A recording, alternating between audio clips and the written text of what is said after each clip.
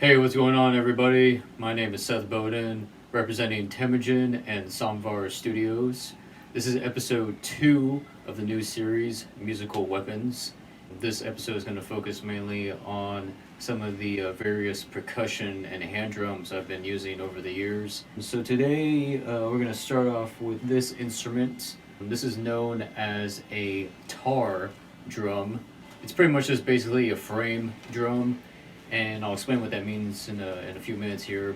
Many variations of this type of drum. You can find them all throughout the African continent as well as the Middle Eastern areas. So it's a really common type of drum, but this one in particular is the tar drum. This one was made by the company Vinyl, and this particular drum I bought at a music store somewhere in Minnesota.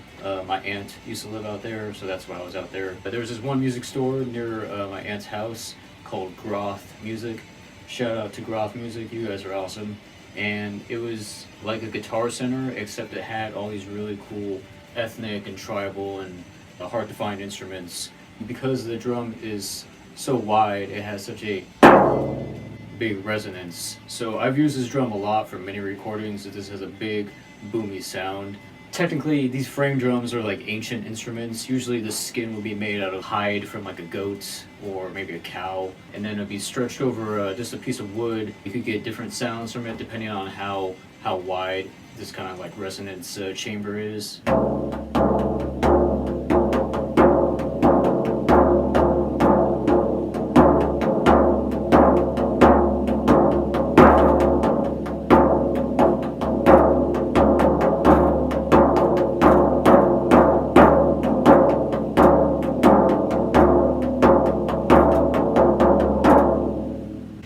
As you can hear, it has a really deep resonance, a really deep bassy sound, and it's actually one of my favorite drums, so I don't think this will be leaving my arsenal anytime soon.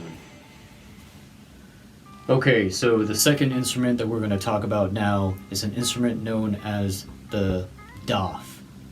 Now the daf is a frame drum as well. It's very similar in that regard to the tar, the drum that we looked at previously, but it's also different. It's got its own history. And more importantly, the details about its history can be more defined than we have for the tar drum. For right now, I'm just going to show you guys what it looks like, and then we'll talk about the history of it, and then I'll do a quick demonstration. But this is pretty much what we're looking at.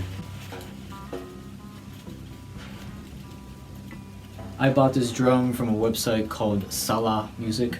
Highly recommend that website. They do online shipping, so I've actually bought a few instruments from them. They have a bunch of instruments from the Middle East in the Islamic world.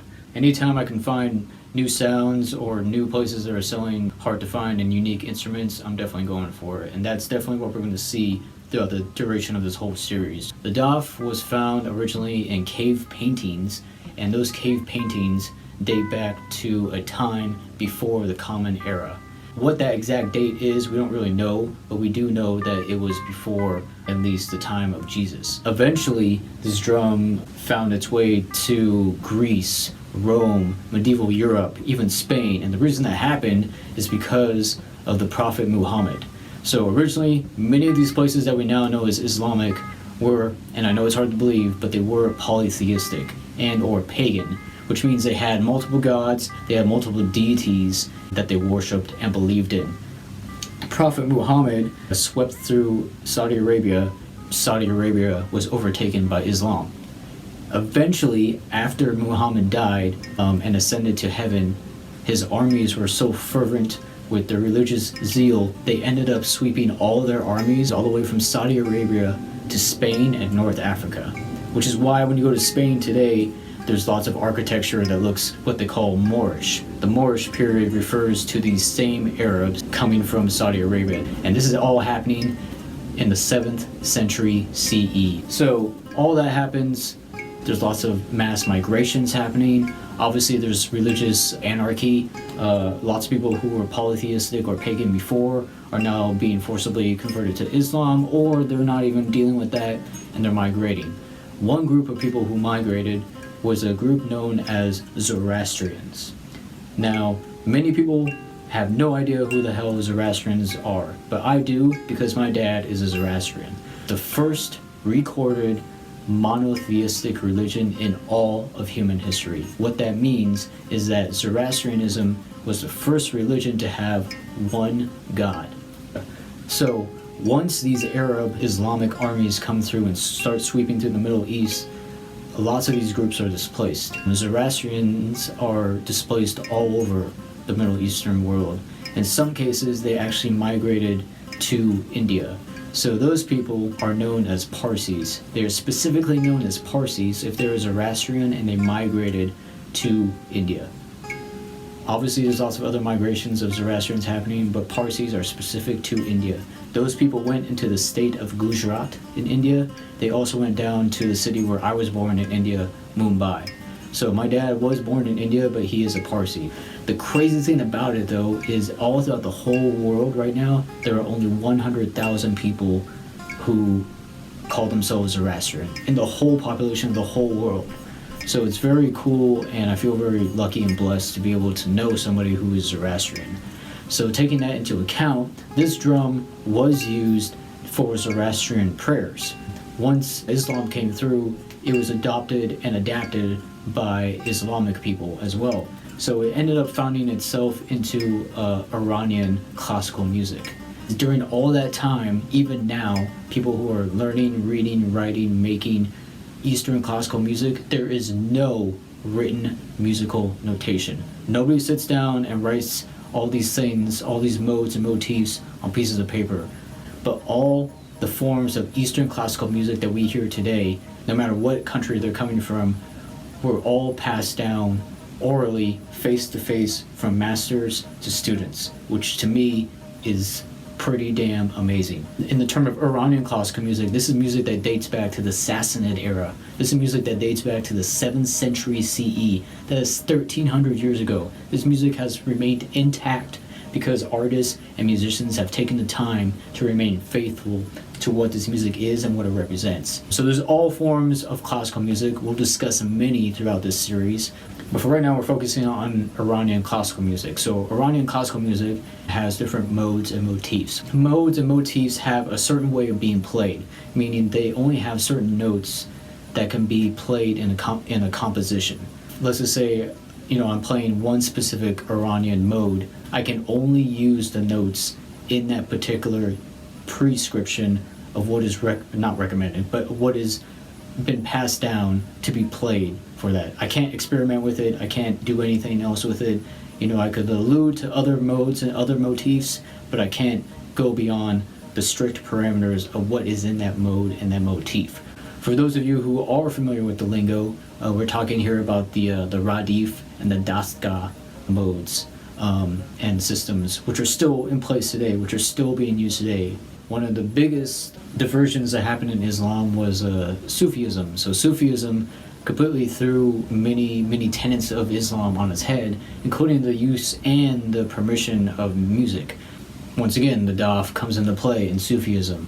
So we're seeing now with all these different, avenues of looking and time periods and people that the daf has been a common instrument in all of these places, from Islam to Zoroastrianism to Sufism to Greece to Rome to medieval Europe to Spain to North Africa as well. Just the fact that an instrument was able to go through all these different places and it still remains intact is really cool as well. So as we saw from the tar, once again we have a resonance chamber. This one is a lot bigger, as you can see. It's also a lot thinner, so it has more of a bouncy sound to it, as opposed to the tar, which had a bassy resonant sound, which kind of shook the whole room. Just like the tar drum, once again, this would probably be a skin made from the hide of an animal, a goat, a cow, whatever, and then stretched over a wooden frame like this. The only notable difference, of course, and you could probably already hear it, is these little ringlets on the back. Now, because there's so many variations of so many frame drums all throughout the Islamic world, there are many variations of this daf. So you might go to places where they'll have a similar looking drum. It might be smaller, and there might be bells, on the outside here.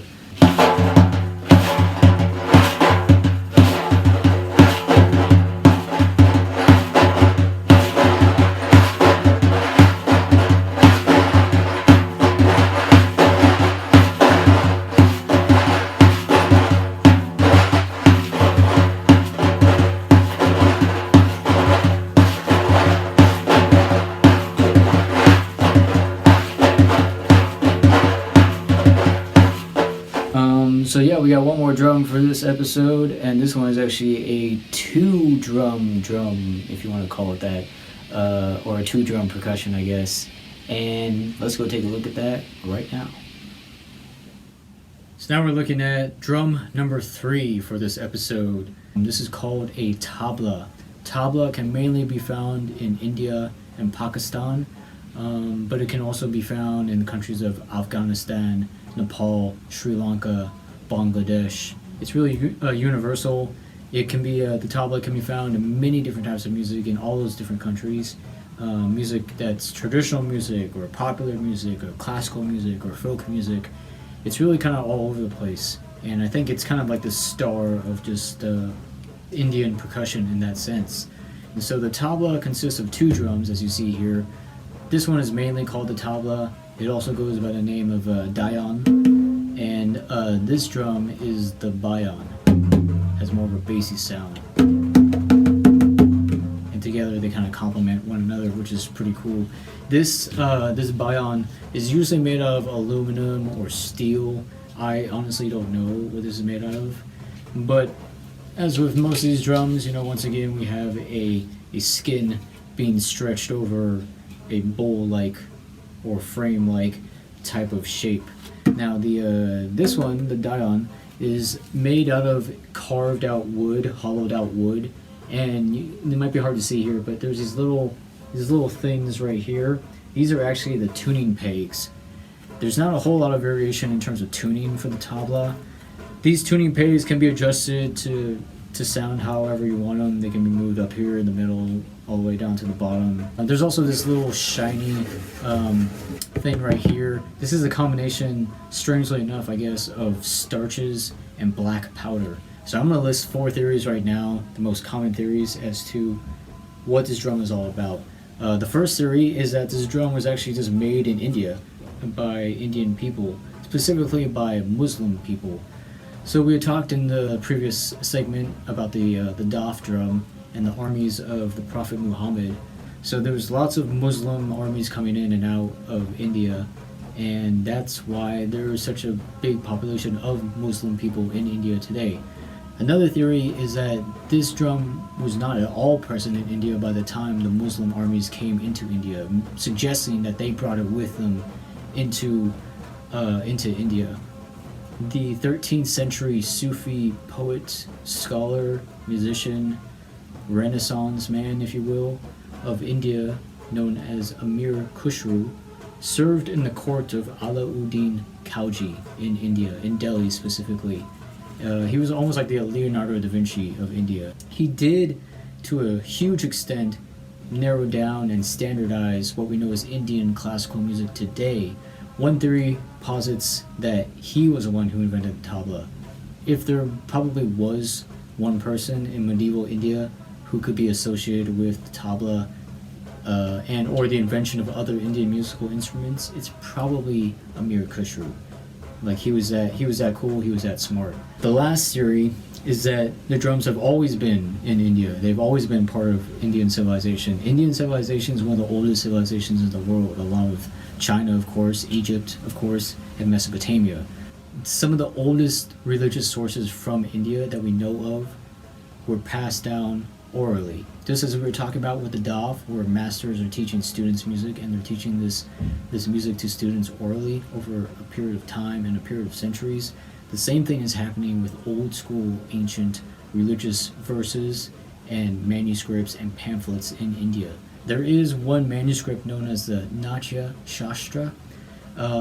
It probably dates back to as old as 1500 BCE, but it's one of the oldest forms of, I guess, Indian philosophy about music and performing arts.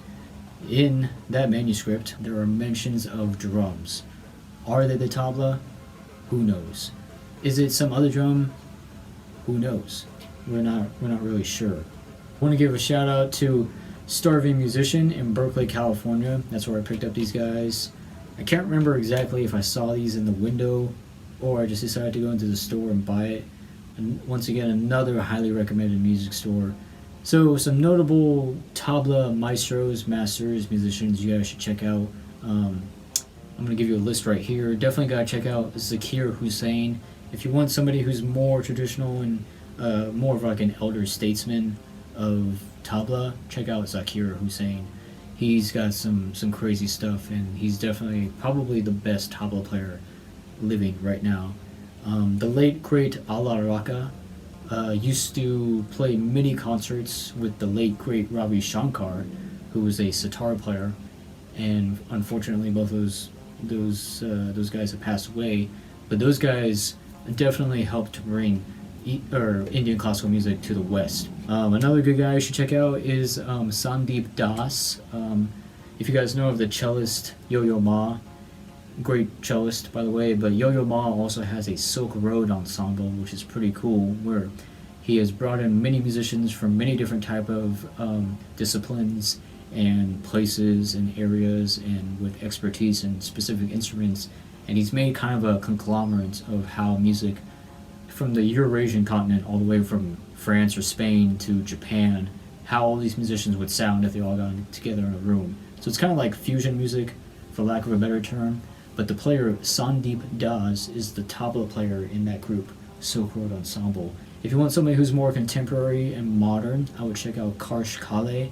Karsh Kale mixes up tabla. He's a really good tabla player. He also plays drums, just a regular drum kit as well, and he mixes it up with lots of electronica and break beats and hip hop and pop music. If you guys want to check out somebody who's more experimental, more off the wall, check out Trilok Gurtu. He's kind of all over the place, and I gotta be honest, I don't know a whole lot about his discography, so you can check that out and let me know in the comments below what you think. Another guy you should check out is Bickram Ghosh. He's a student of Ravi Shankar, and he plays tabla as well. He's got his own solo stuff and solo CDs going on now. Talvin Singh is another dude. He's like a mixture between, I guess, kind of Sandeep Das and also Karsh Kale. So Talvin Singh is kind of all over the map as well. And then the last master musician I'm going to throw out there is Salar Nader, and he's got some good traditional solo stuff as well. So those are all just Indian tabla players. There's lots of tabla players in Pakistan. The tabla is featured really prominently in Afghani music, so definitely check that out. And if anything in all these videos is wrong or incorrect, or I'm saying shit wrong, please don't hesitate to let me know in the comments below. Subscribe to Temujin Official. Appreciate it, guys. Tell your friends about this channel. I'm going to put out lots more great content and keep it interesting for you guys, and I'm going to continue to teach you guys lots of cool things about music. But right now we're going to do a quick demonstration of the tabla. Enjoy. Thank you very much.